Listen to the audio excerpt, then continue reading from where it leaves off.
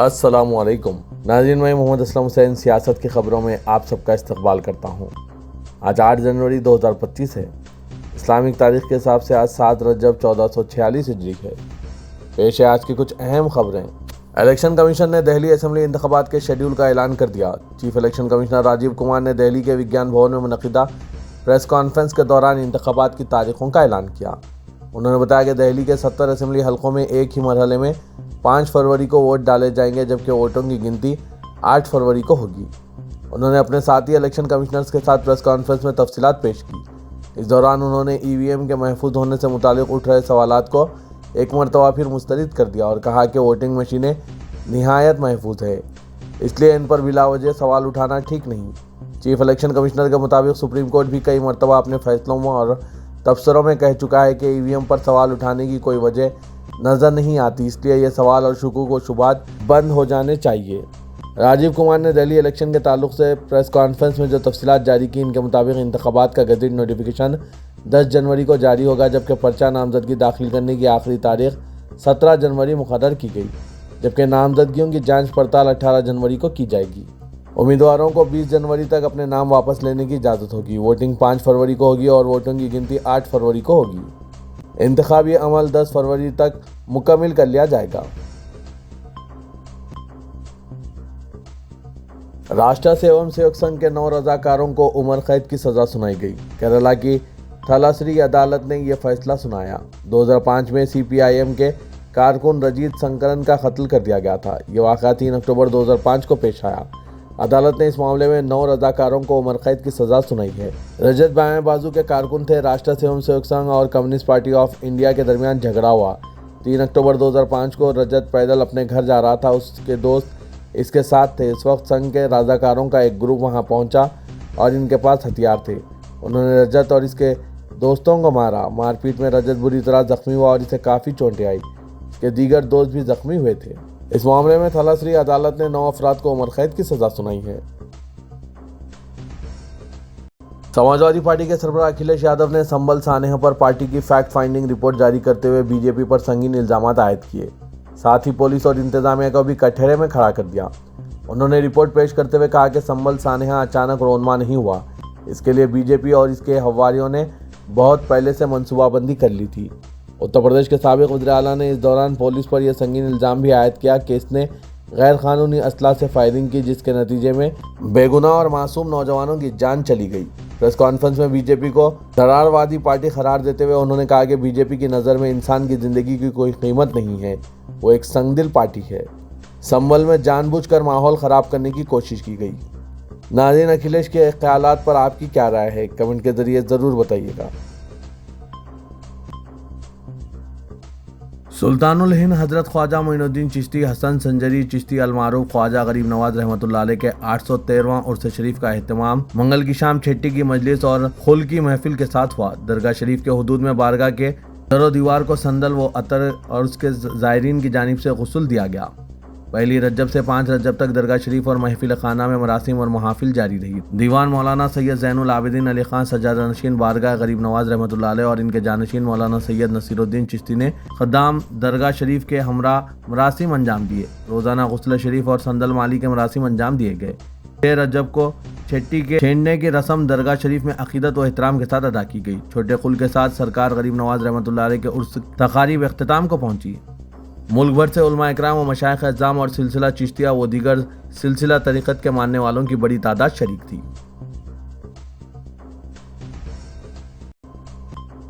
Lawrence بشنوئی gang سے ملی مسلسل دھمکیوں اور جان کے خطرے کے پیش نظر ممبئی پولیس نے سپر اسٹار سلمان خان کی سیکورٹی میں اضافہ کرتے ہوئے انہیں اپنے مکان کی بالکنی پر بلٹ پروف شیشہ نما کھڑکی نصب کرنے کی اجازت دے دی۔ اس کے بعد گیلیکسی اپارٹمنٹ باندرا میں واقع ان کے فلیٹ کی بالکنی پر شیشہ نصب کرنے کا کام شروع ہو گیا۔ اس بلٹ پروف شیشے سے سلمان کے ارد گرد حفاظتی حصار اور بھی مضبوط ہو جائے گا، لیکن اس کی وجہ سے ان کے مداحوں کو مایوسی کا سامنا کرنا پڑے گا، کیونکہ بلٹ پروف شیشے کا جو پینل نصب کیا گیا ہے، اس سے سلمان خان تو اپنے مداحوں کو دیکھ سکیں گے، لیکن ان کے مداح انہیں نہیں دیکھ سکیں گے۔ پولیس کے مطابق اس بلٹ پروف پینل پر گولی پر بھی اثر انداز نہیں ہو سکتی۔ یہ نہایت مضبوط میٹیریل کا بنا ہوا ہے اور سیکورٹی کے لحاظ سے حساس افراد کو ہی اسے اپنے یہاں نصب کرنے کی اجازت دی جاتی ہے۔ पुलिस ने बताया कि सलमान की सिक्योरिटी को मजीद मुस्तहकम बनाने के मकसद से हाई सिक्योरिटी सिस्टम भी नस्ब किया गया है। साथ ही जदीद तर्ज के हाई रेजोल्यूशन वाले CCTV कैमरे भी लगाए गए हैं। सुप्रीम कोर्ट मुस्लिम बरादरियों को OBC में शामिल करके अहकामात को कोलकाता हाई कोर्ट के जरिए मनसूख किए जाने के मामले में मगरबी बंगाल की हुकूमत की अपील पर हतमी समाअत 28 और 29 जनवरी को करेगी। हुकूमत मगरबी बंगाल की अर्जी पे 77 बरादरियों को OBC के दर्जाबंदी को मनसूख करने के कोलकाता हाई कोर्ट के फैसले को चैलेंज किया गया। सुप्रीम कोर्ट में जस्टिस BR गोई और जस्टिस ऑगस्टिन जॉर्ज मस्ती पर मुश्तमिल बेंच ने आज इस पर गौर किया। सीनियर एडवोकेट कपिल सिब्बल ने बेंच से दरख्वास्त की कि वो आइंदा तालीमी साल के आगाज़ से पहले इस पर फैसला दे। इस पर जस्टिस गोई ने यकीन दिलाया कि मई में गर्मियों की छुट्टियों के लिए अदालत के बंद होने से पहले इस मामले का फैसला कर लिया जाएगा।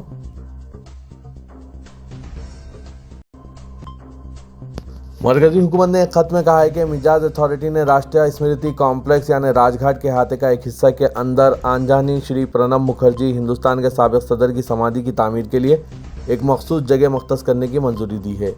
शर्मिष्ठा मुखर्जी अपने फैसले से आगाह कर रही है। प्रणब मुखर्जी जिन्हें हिंदुस्तान के आला तरीन शहरी एजाज भारत रत्न से नवाजा गया, 2012 से 2017 तक हिंदुस्तान के सदर रहे।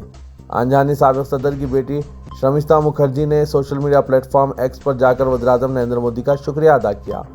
उन्होंने कहा, मैंने अब PM नरेंद्र मोदी जी से बाबा की यादगार बनाने के इनकी हुकूमतों के फैसले के लिए दिल की गहराइयों से शुक्रिया अदा करने के लिए फ़ोन किया। इस बात पर गौर करते हुए कि हमने इसके लिए नहीं पूछा है, ज़्यादा काबिल एहतराम है। शर्मिष्ठा ने कहा कि वज़ीर-ए-आज़म के इस गैर मुतवक्के लेकिन वाक़ई एहसानमंदाना अंदाज से बेहद मुतासिर हूँ। कुल हिंद मजलिस इत्तेहादुल मुस्लिमीन की जानिब से दिल्ली के असेंबली इंतखाबात 2025 के ज़िमन में ओखला असेंबली हल्के के लिए मजलिसी उम्मीदवार के नाम का ऐलान कर दिया। ओखला असेंबली हल्का 54 की नशिस्त से मजलिसी उम्मीदवार की हैसियत से शफीउर रहमान खान के नाम का ऐलान किया गया। कुल हिंद मजलिस इत्तेहादुल मुस्लिमीन की जानिब से सोशल मीडिया प्लेटफॉर्म X पर पार्टी के रस्मी अकाउंट से ओखला असेंबली हल्के से मजलिसी उम्मीदवार के नाम का ऐलान किया गया। सऊदी नवसी सदर मजलिस व रुकन पार्लियामेंट हैदराबाद ने भी इसकी तस्दीक कर दी। मजलिस ने दिल्ली के असेंबली इंतखाबात में दिल्ली के अवाम से अपील की है कि वो 5 फरवरी को तमाम मजलिसी उम्मीदवारों को कामयाब करें।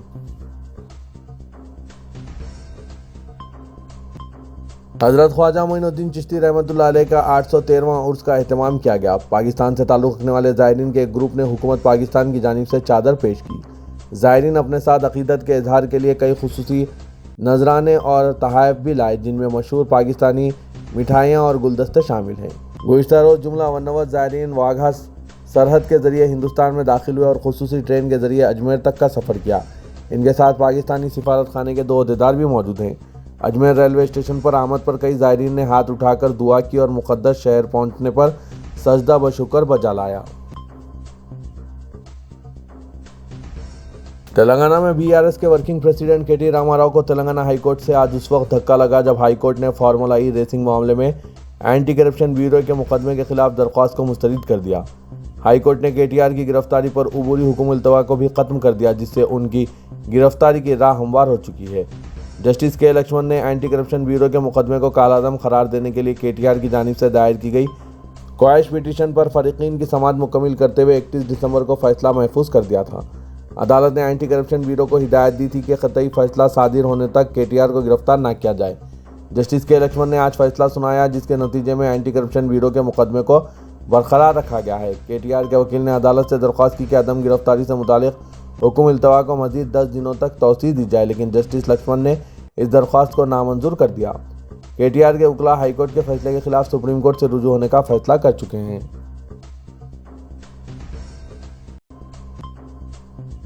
हुकूमत तेलंगाना नॉर्थ सिटी में डबल डेकर कॉरिडोर तामीर का मंसूबा बना रही है। पहले पैराडाइज से डेयरी फार्म तक 5 किलोमीटर तक तामीर करने की तजवीज़ तैयार की गई। ताज़ा तौर पर JBS ता शामीरपेट आउटर रिंग रोड के रास्ते पर डबल डेकर फ्लाईओवर तामीर करने का फैसला किया गया। अगर ये दोनों कॉरिडोर इस्तेमाल में आते हैं तो हैदराबाद मुल्क में सबसे बड़े डबल डेकर नेटवर्क वाला शहर होने का रिकॉर्ड हासिल करेगा।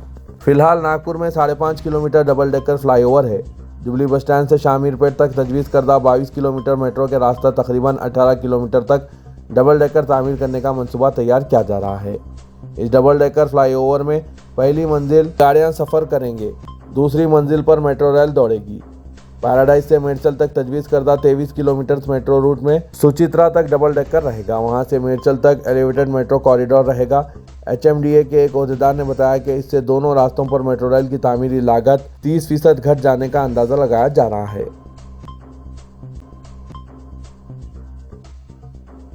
ریاست تلنگانہ کے شہر نظام آباد میں حالات اس وقت کشیدہ ہو گئے جب شرپسند عناصر نے 2 مسلم نوجوانوں پر حملہ کرتے ہوئے انہیں شدید زخمی کر دیا، جن میں ایک کی حالت تشویشناک بتائی جا رہی ہے۔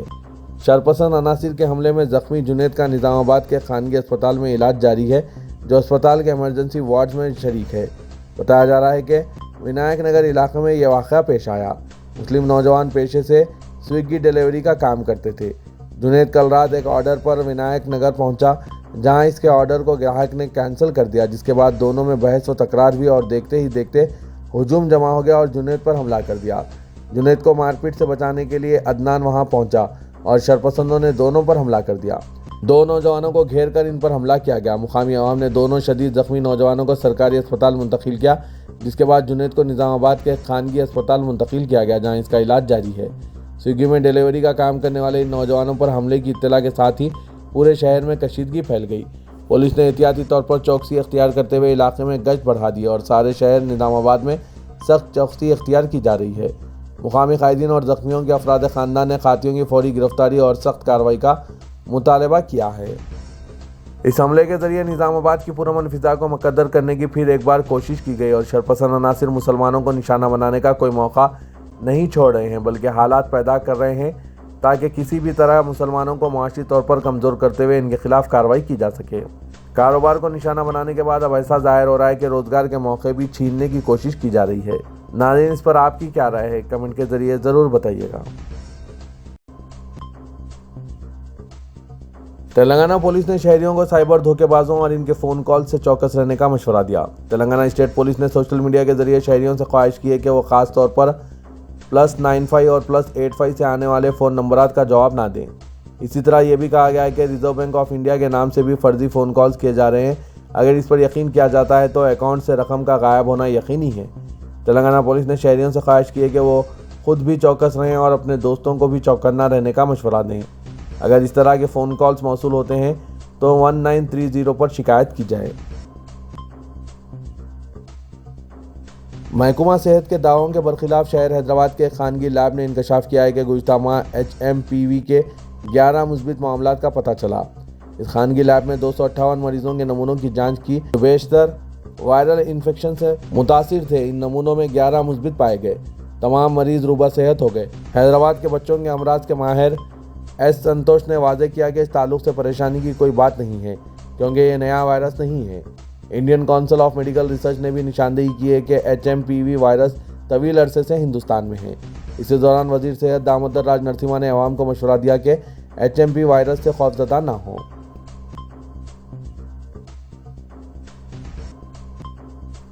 کانگریس قائد پرینکا گاندھی کے خلاف BJP قائد رمیش بھدوری کے ریمارکس پر آج حیدرآباد کے نامپلی کے علاقے میں صورتحال اس وقت کشیدہ ہو گئی جب یوتھ کانگریس کارکنوں نے BJP ہیڈ کوارٹر پر حملے کی کوشش کی۔ احتجاجی کارکنوں نے BJP آفس پر سنگباری کی، جس کے نتیجے میں BJP کے بعض کارکن زخمی ہوئے۔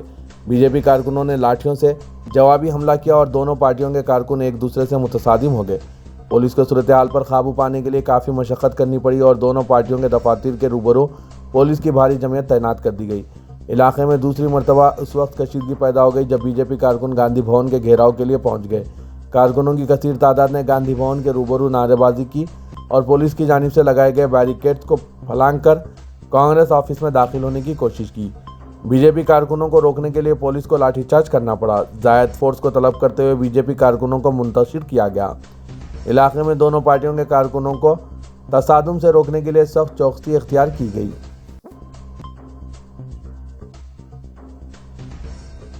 بھارتیہ جنتا پارٹی کے قائدین مرکزی وزیر کشن ریڈی اور گوشا محل کے رکن اسمبلی راجا سنگھ نے BJP دفتر پر کانگریس کارکنوں کے حملے کی سخت مذمت کی۔ کشن ریڈی نے کہا کہ تشدد اور حملے کے ذریعے کانگریس پارٹی نے اپنے کلچر کو ظاہر کیا اور یہ رویہ صورتحال کو مزید بگاڑنے کا سبب بنے گا۔ انہوں نے الزام عائد کیا کہ پولیس کی آڑ میں یوتھ کانگریس کارکنوں نے BJP آفس پر حملے کی کوشش کی۔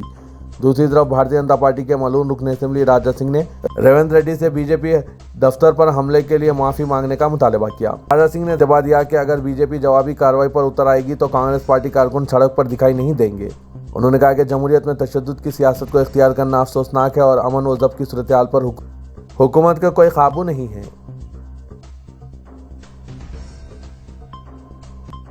مدینہ ہائی اسکول کی سالانہ اسپورٹس میٹ اڑان 2024-25 محترمہ صبیہ فرزانہ سیکریٹری کی قیادت اور ڈاکٹرز ماریہ عارف الدین اور کے ایم فصیح الدین کی رہنمائی میں ایل وی اسٹیڈیم حیدرآباد میں منعقد ہوئی۔ اس ایونٹ میں نریلا شاردا ایگزیکٹو کمیٹی ممبر تلنگانہ پردیش کانگریس کمیٹی نے بحیثیت مہمان خصوصی جناب عامر علی خان رکن قانون ساز کونسل و نیوز ایڈیٹر سیاست نے بحیثیت اعزازی مہمان شرکت کی۔ M A Waheed I F S نے اس ایونٹ کی صدارت کی اور طلبہ اور اولیاء طلبہ سے مخاطب کرتے ہوئے اسپورٹس کی اہمیت و افادیت پر روشنی ڈالی۔ اڑان 2024-25 اسکول مینجمنٹ اینڈ اسٹاف اور اولیاء طلبہ کی کاوشوں سے شاندار کامیاب رہا، جس میں پرچم کشائی، ground march past, drills, disciplines منعقد ہوئے۔ جامع مسجد چوک میں مولانا محمد حسام الدین ثانی عاقل جعفر پاشا نے اپنے خطاب میں کہا کہ آج مسلمانوں کی ایمان میں اتنی کمزوری آ چکی ہے کہ اللہ تعالیٰ پر بھروسہ کرنے کے بجائے دنیا والوں پر بھروسہ کیا جا رہا ہے، جو کہ قابل افسوس اور بڑی تکلیف کا باعث ہے۔ حالات کیسے بھی ہوں، چاہے بیماری ہو، چاہے کہ کچھ پریشانی ہو، چاہے کسی آفات میں مبتلا ہو، ہمیں چاہیے کہ اللہ تعالیٰ پر کامل یقین و بھروسہ رکھیں۔ مولانا نے اپنے خطاب میں اللہ تعالیٰ پر کامل یقین و بھروسے کی تلقین کی۔ حدیث شریف میں آتا ہے کہ جب کوئی بندہ کسی تکلیف و پریشانی و مصیبت و آفت میں مبتلا ہوتا ہے تو اس کی ان تکالیف کی وجہ سے اللہ تعالیٰ نیکیوں میں اضافہ فرماتا ہے اور گناہوں سے مغفرت فرماتا ہے۔ مولانا جعفر پاشا نے کہا کہ اللہ تعالیٰ سے ہر حال میں خوشحالی، امن و سلامتی، ایمان کی حفاظت کی دعائیں کرتے رہنا چاہیے، اس لیے کہ ہم کو نہیں معلوم کہ کون سی گھڑی قبولیت کی ہے۔